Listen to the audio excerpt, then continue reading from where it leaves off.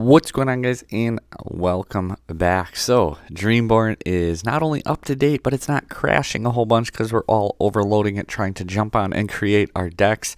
So that's pretty cool.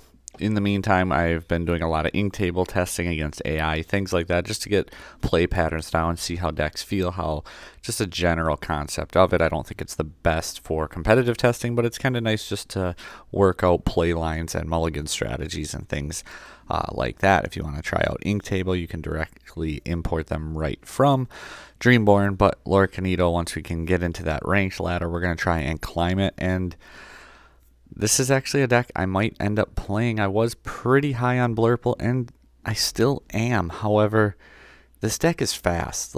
This deck is fast, and the biggest loss here is Rapunzel. Losing Rapunzel hurts quite a bit. However, I don't think that it's this end-all, be-all. The card draw you lose is pretty rough. I'm not going to lie. This deck can run out of gas at times, so if we're running a small tank of gas, my thought was let's push it down a little bit harder and really almost transcend the deck from being a very aggressive deck into a hyper aggressive deck. And that's, to me, is a deck that's really trying to win by turn 5. And you'll see a couple card choices we have to really help ensure that we can get there. And you just completely go under your opponent in our 1-drop spots. Seeing the 4 Daisy, 4 Rhino, and 3 Happy, that should kind of give you an indicator as to another card that we're playing there, because we also lost Storm and Cindy, but the Rapunzel being the biggest one. Piglet actually kind of hurts as well, which there's a pseudo replacement in there, if you will. I'm not saying this is a final draft list. It's just kind of a starting point. Again, I don't know if Happy's going to stay in the final list. We have 14 uninkables, so not too high, and with the low cost of the deck, you can see we got 4 4s, 4 5s. Otherwise, everything is 3 and below. I'm not as opposed to running a higher uninkable count, so maybe we run a few more Nalas on 2, which is kind of like a Piglet replacement, where instead of needing 2 more characters, you just need no damage on her, and she quests for 3. And then in addition to that, she has resist 1 when undamaged 2. So kind of a nice little card here. So on the screen now, so everyone can see the 0 attack. A little unfortunate, means they're not going to have to waste any characters trading into her, but still a nice little Piglet style replacement. We got Penny in there, which the resist 1 can be very helpful, especially sometimes in that early play. It's like I don't necessarily want to quest with my Rhino or with my Happy, but if you get Penny down and give them that extra resist, it means they might survive the turn as opposed to just being taken out. So now all of a sudden that's a little bit better too. The healing factor kind of comes up from time to time, not too often though. So Penny, Doc, Mr. Arrow, and Nala as our 2-drops. Again, Nala potentially going up to 4, which would put us only at 16 uninkables, which, again, especially with this low of a cost curve, I don't think is that detrimental to the deck. So I would be definitely open to doing that.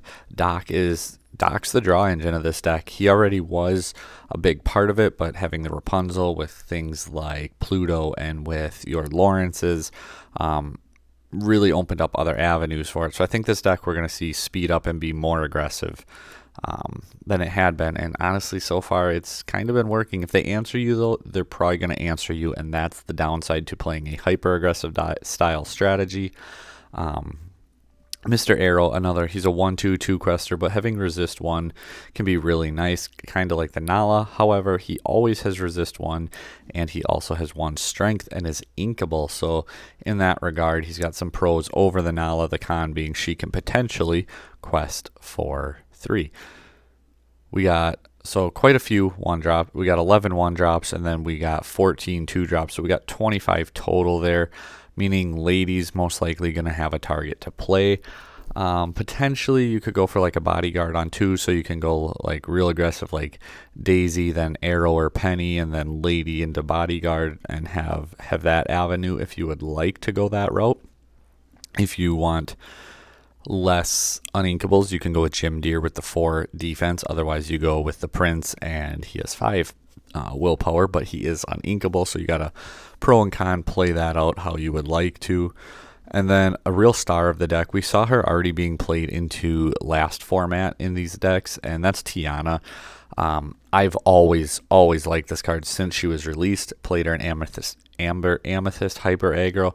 I felt like a lot of time versus her or Bodyguard, she's actually better, because now if your opponent wants to develop their board, they can't, because they need to spend their ink just to challenge, which means they can't develop their board that turn, which means that you're in a really good position, especially with things like Maui not in the format right now, and other good answers, something like Anna boosting in Blurple. She's not till like a turn 4 or 5 played, usually going to be turn 5, sometimes 4 if you're hit the right curve, but even then you need an additional turn before you can use her support. So there's other support options in different decks, but Tiana is an absolute menace, and I'm going to give you a little sneak peek. I have a top 10 most impactful cards heading into Fabled. It's the cards I expect to make the biggest footprint on the format, and Tiana's number 1 on that list. Will she stay that way throughout the entire format? I don't know, but I think these first like 3-4 weeks of the Fabled format are really gonna develop around Tiana, whether you play her or you have to answer her, and I think she's a huge card in the current format. John Silver, this card has been putting in a lot of work, really liking him, because you're trying to win by turn 5, so slapping a card down on like 4 that says your best card on board can't challenge this turn. So you play Tiana, they play an answer to Tiana, you play John Silver, now their answer can't even answer your Tiana. It just really puts you into a good position that way. So John Silver has been putting in a lot of work, and I might even go to 4 and possibly even playing the it's not the I keep thinking of the Treasure Planet song, which gives the resist to and draw. It's the other song where your opponent can't quest, right? Oh yeah, there's the Amber. There's a song out there. I know maybe it's an Amber song where they can't challenge and you draw a card or something like that.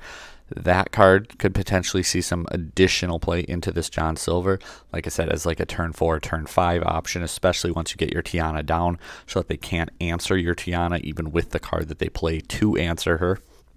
Can really help push you into a winning point of that. And maybe that card got rotated out. Yeah, because the 2 steel ones are resist 2, draw, can't quest, draw, but I know there's a can't challenge and draw song in one of the colors. Just off the top of my head, can't think of it at the moment. Lawrence still comes down as a 4/4 body with no damage, still quest for 2, still cost 3, still inkable, still in the deck. Pete, I don't want to cut Pete because he's so good, especially if you start to go into that turn 6/7. He's so good into Under the Sea decks. He's so good into certain strategies, but he's terrible all the other time in this deck. Maybe I would go to 3-peat, play John Silver at 4. Early thoughts possible as far as changes. I've been super happy with the deck, though. Pete's still inkable, and like I said, if you go into certain decks like Under the Sea focused decks, the turn they need to play that to win, you slap him down. If you have a second one, you might as well just wrap that game right up. It's over.